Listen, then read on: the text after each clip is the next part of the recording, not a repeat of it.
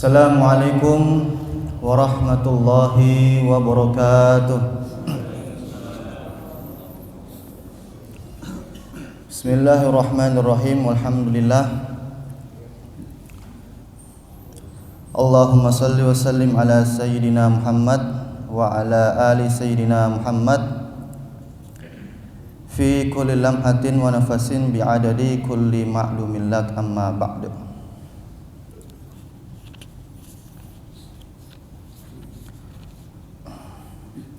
Alhamdulillah, bapak-bapak, ibu-ibu yang sama-sama dimuliakan Allah Subhanahu wa taala. Pertama-tama marilah kita selalu tak lupa syukur kepada Allah Subhanahu wa taala atas nikmat karunia anugerah yang selalu diberikan oleh Allah Subhanahu wa taala, wabil khusus nikmat iman dan Islam, sehingga kita bisa menikmati sholat, bisa menikmati ibadah-ibadah yang lainnya, termasuk ibadah di bulan Ramadan.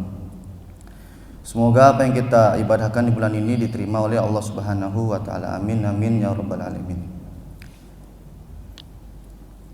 Maka dalam firman Allah Subhanahu wa taala berfirman, qul bi fadlillah wa bi rahmatihi fabidzalika falyafrahu.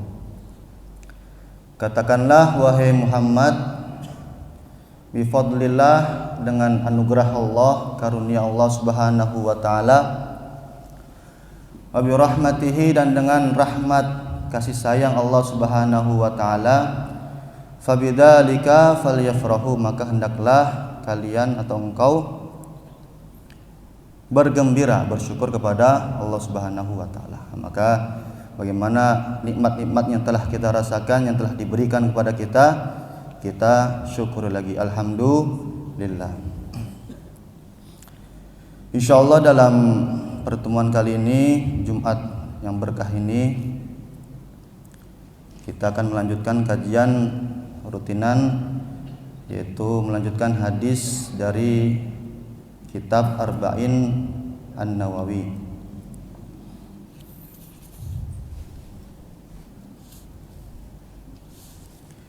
Bismillahirrahmanirrahim. Al-haditsu tsani wal ishrun an Nabi Abdullah Jabir ibni Abdullah Al-Ansari radhiyallahu taala anhuma anna rajulan sa'ala Rasulullah sallallahu alaihi wasallam faqala ara'aita idza shallaitul maktubat wa sumtu ramadan wa ahlaltul halal wa haramtul haram wa lam azid ala dzalik syai'an adkhulul jannah, qala na'am, rawahu Muslimun. Wa makna haramtul haram ijtanabtuhu wa makna ahlaltu halal fa'altuhu mu'taqidan hillah. Bismillahirrahmanirrahim. Hadis nomor yang ke-22. Hadis ini diceritakan dari seorang sahabat yang bernama, yang kunyahnya Abu Abdillah, namanya Jabir ibni Abdullah Al-Ansari radhiyallahu taala anhuma. Ini beliau termasuk sahabat Nabi yang asli orang Madinah. Asli orang Madinah, tinggal di Madinah, termasuk sahabat Ansor. Cuman beliau termasuk Islam yang lebih awal. Termasuk Islamannya itu lebih awal, termasuk orang yang sahabat yang masuk Islam awal-awal di kota Mekah. Radhiyallahu ta'ala anhuma, bahwasannya beliau menceritakan, beliau mengisahkan anna rajulan, bahwasannya suatu ketika ada seorang laki-laki, dia ini datang. Rajulan, seorang laki-laki datang. Ini kalau apa namanya Rajulan di sini yang dimaksud dalam suatu riwayat Naufal ibnu Qaufal, atau enggak riwayat lain Qauqal, Naufal ibnu Qauqal. Namun terlepas dari itu, dalam setiap konteks hadis, dalam setiap riwayatan matan hadis, yaitu isi hadis, itu sampai sekarang para ulama tidak terlalu mempermasalahkannya, yang mana di situ ada sesuatu atau enggak seseorang yang tidak disebutkan namanya. Sehingga yang terpenting dari hadis tersebut adalah maknanya, bukan dari nama orang yang meriwayatkan hadis itu. Yang terpenting dari itu adalah makna dari hadis.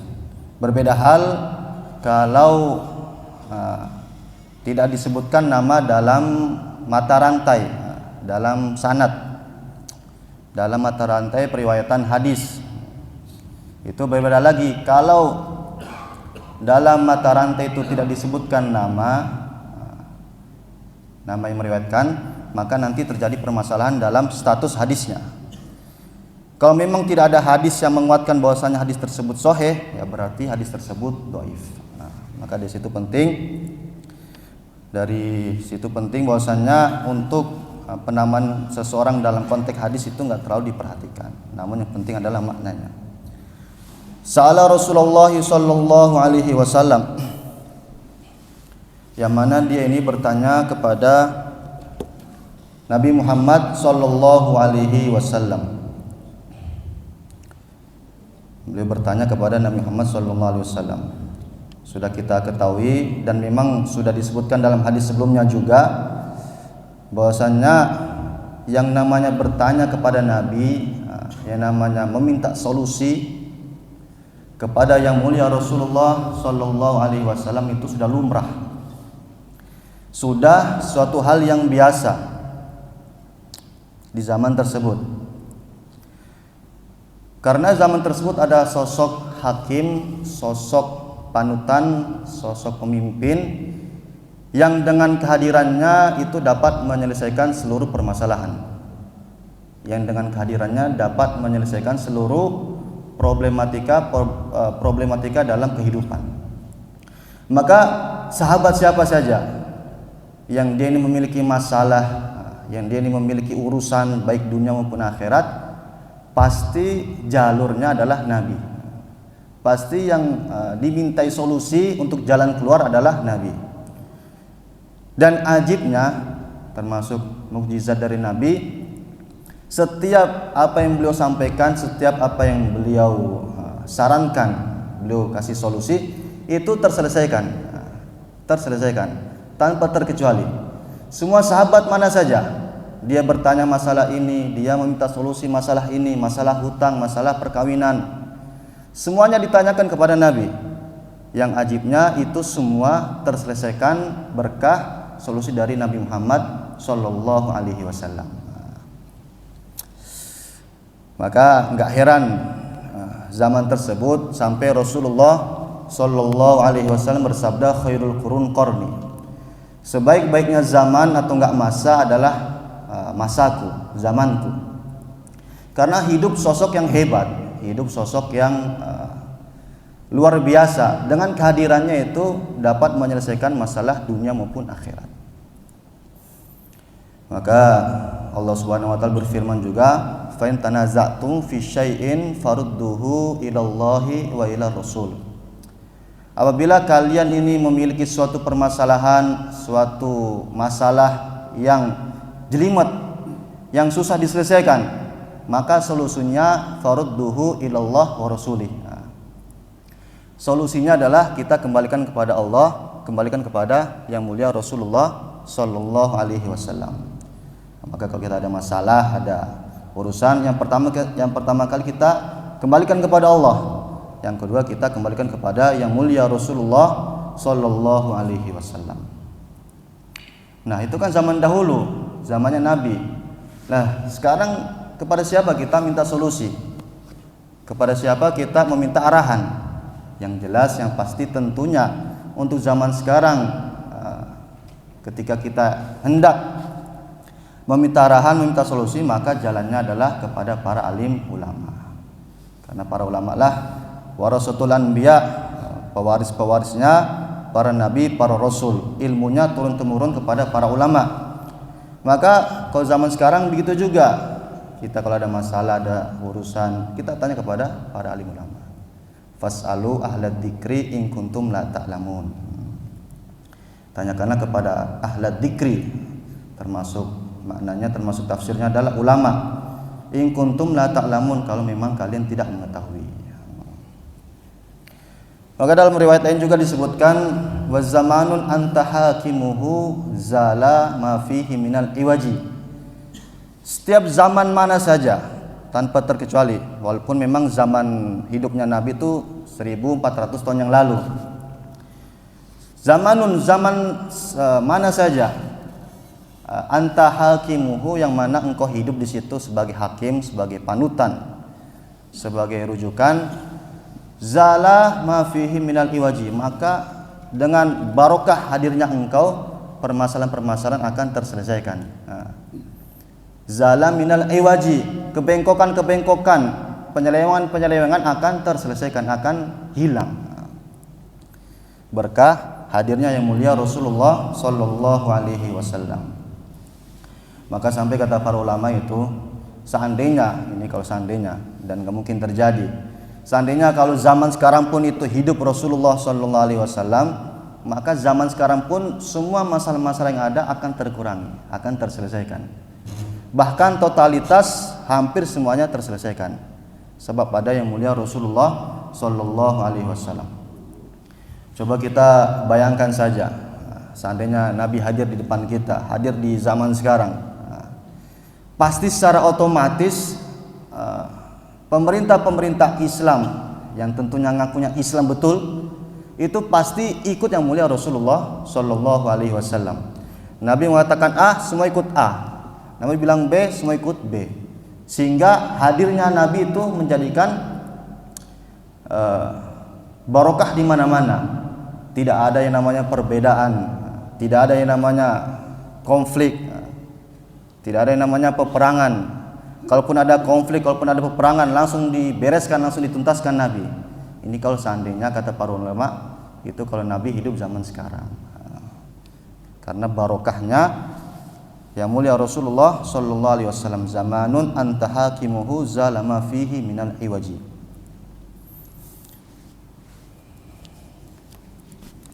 Faqal, maka laki-laki tadi yang tidak disebutkan namanya berkata atau enggak bertanya, meminta solusi, meminta arahan.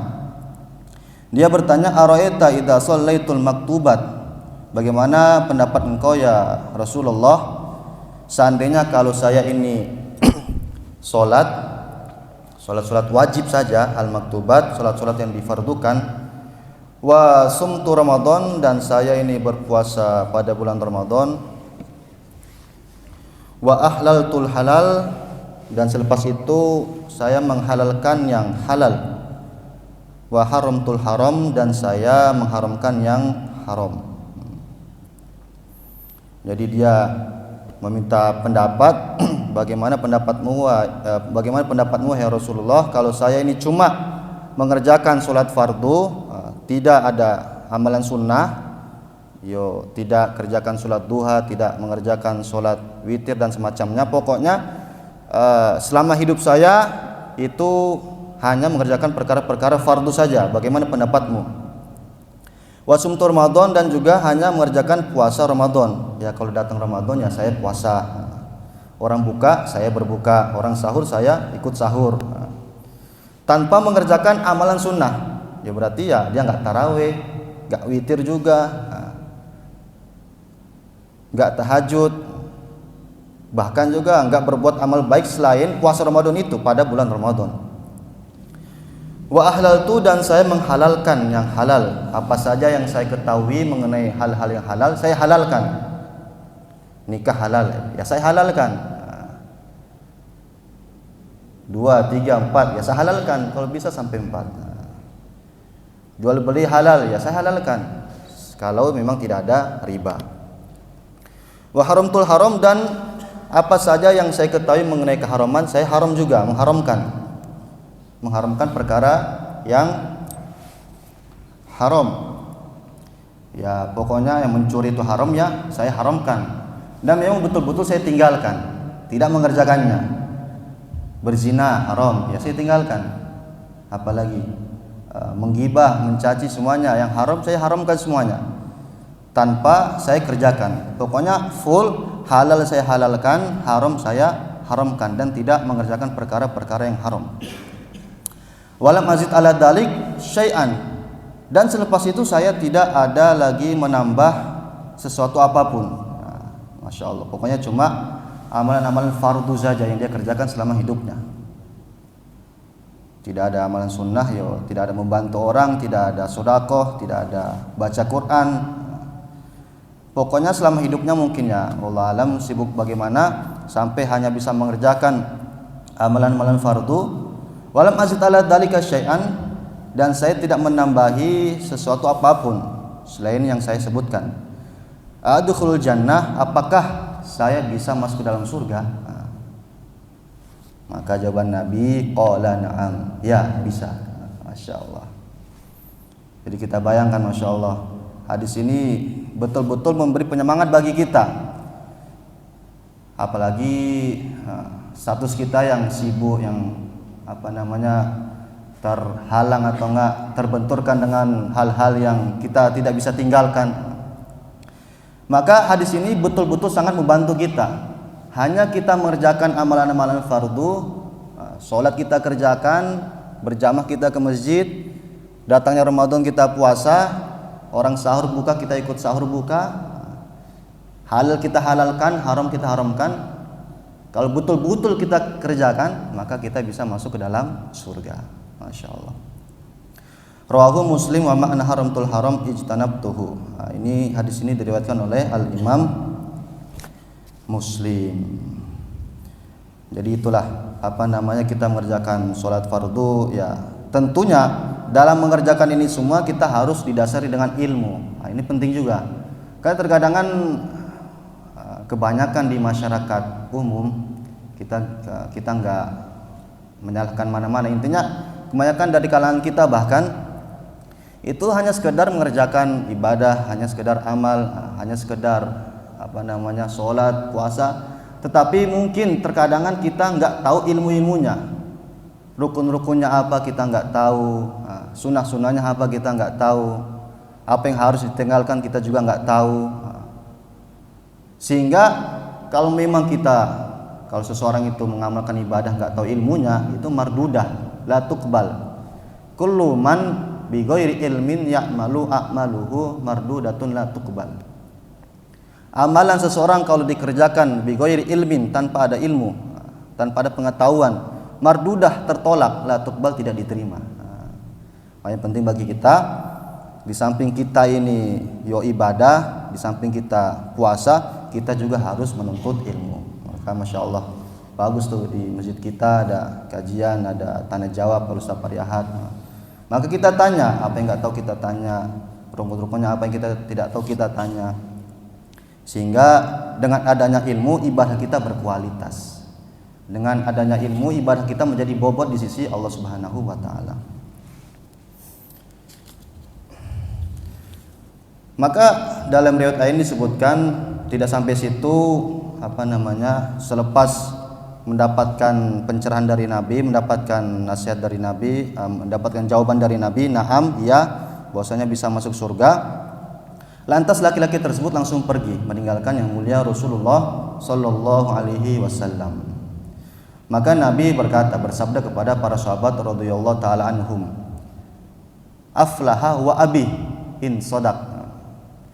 Kalau memang betul dia pegang apa yang dia katakan, kalau betul-betul dia memegang jujur apa yang dia katakan, yaitu sholat dia kerjakan, puasa dia kerjakan, halal dihalalkan, haram diharamkan, aflah, dia sukses, dia beruntung. Itu tadi masuk ke dalam surganya Allah Subhanahu wa taala. Lah lantas di mana istimewanya? Lantas di mana kok bisa hanya kita mengerjakan fardu saja bisa masuk ke dalam surga? Padahal kan dalam Islam ini amalan sangat banyak. Kok kita teliti banyak sekali. nggak ada habisnya.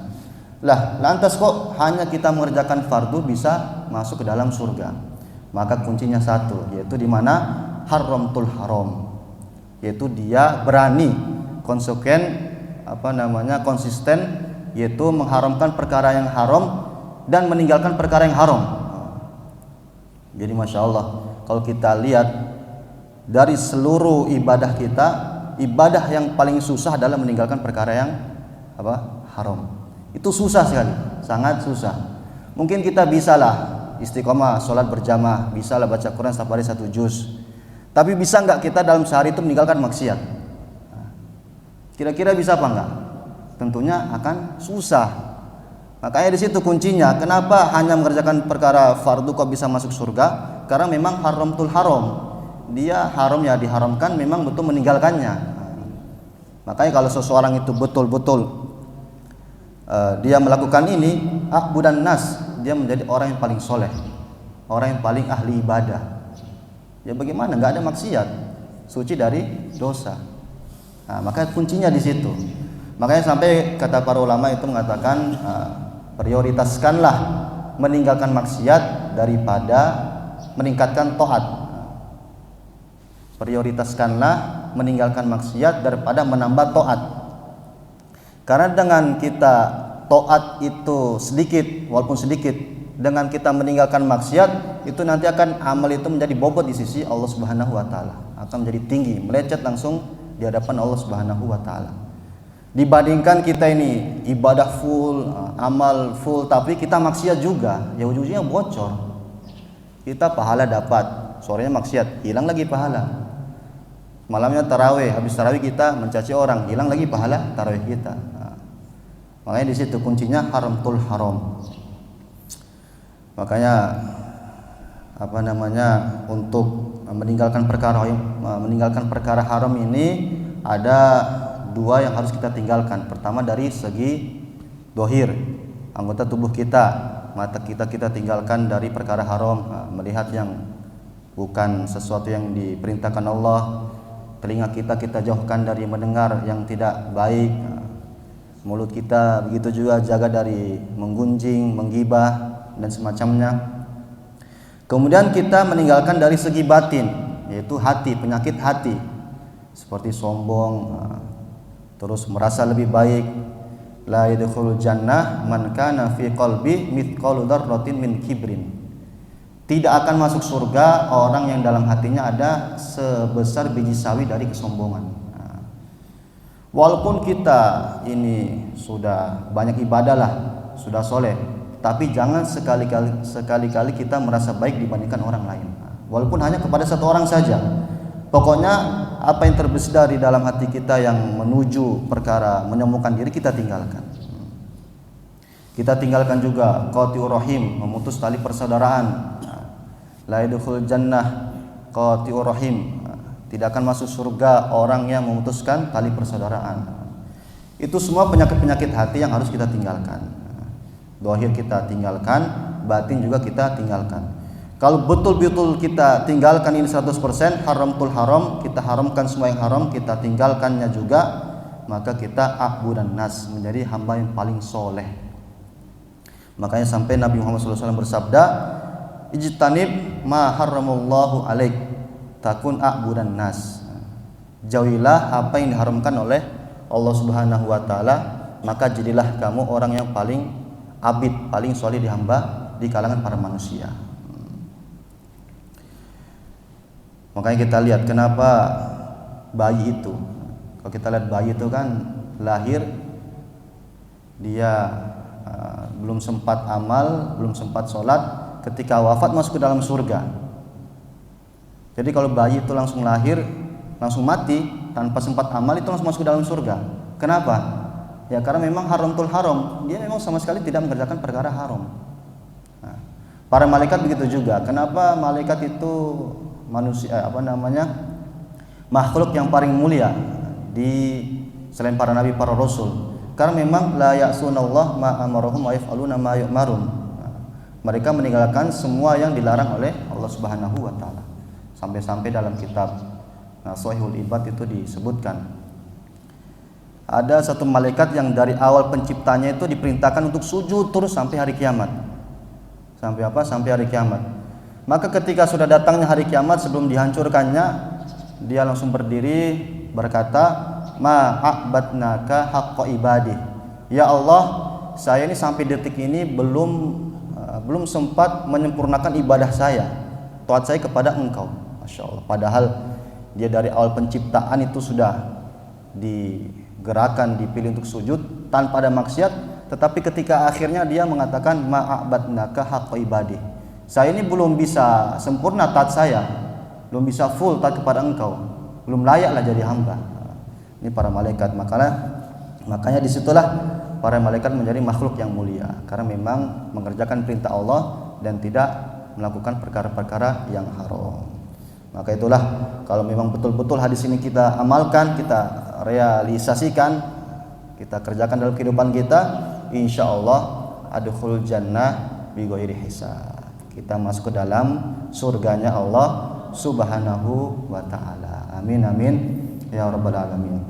Maka jadikanlah diri kita orang yang pintar, orang yang cerdas, yaitu al-kayyisu man dana nafsah wa amila lima ba'dal maut. Kita tundukkan hawa nafsu kita. Jadi orang cerdas itu adalah al-kayyisu man dana nafsah. Dia berani menundukkan hawa nafsunya, ditekan hawa nafsunya, tidak diikuti. Wa amila lima ba'dal maut, dia menyiapkan amalan untuk selepas kematian. Al-ahmaq, sebaliknya orang yang bodoh adalah manittaba nafsah hawaha. Dia mengikuti hawa nafsunya, mengikuti keinginannya, pokoknya apa saja ditabrak tanpa ada rem. Wa tamanna 'ala Allah, dan dia banyak angan-angan. Maka bagaimana hadis ini kita realisasikan, kita praktekkan, jadikanlah diri kita orang yang cerdas, insyaallah. Semoga hadis ini, apa yang kita muzakarahkan, apa yang kita bahas ini bermanfaat bagi diri kita, keluarga kita, dan umat di seluruh alam. Amin amin ya rabbal alamin. Mungkin ini saja yang dapat saya sampaikan, kurang lebihnya mohon maaf. Kita tutup majelis kita dengan doa kifaratul majelis. Subhanallah bihamdihi, subhanallah bihamdika, asyhadu an la ilaha illa anta, astaghfiruka wa atubu ilaik. Wassalamualaikum warahmatullahi wabarakatuh.